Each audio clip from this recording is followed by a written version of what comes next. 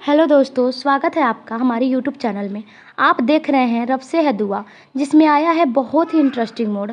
अब सुभान दुआ की बात मानकर करना चाहता है इबावत से शादी, क्योंकि दुआ को वो अपनी माँ मानता है, तो वह दुआ की बात कभी काट ही नहीं सकता।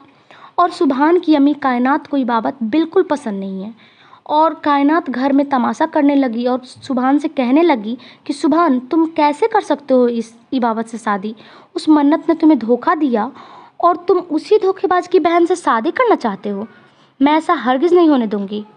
मैं तुम्हारी ज़िंदगी नर्क नहीं बनने दूंगी।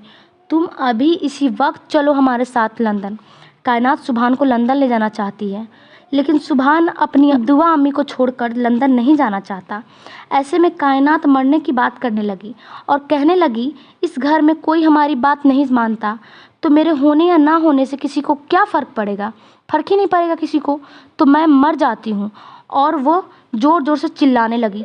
तो क्या सुभान अपनी अम्मी कायनात की बात मानकर शादी से इनकार करेगा, या फिर दुआ की बात मानकर शादी करेगा? मिलते हैं आपसे अगले एपिसोड में। तब तक के लिए धन्यवाद। अगर आपको अगला एपिसोड देखना है तो आप हमारे चैनल को सब्सक्राइब कर दीजिए, बेल आइकन घंटी को दबा दीजिए, ताकि मैं अगले एपिसोड डालूं तो सबसे पहले आप तक पहुंचे और आप अगले एपिसोड का आनंद ले सकें।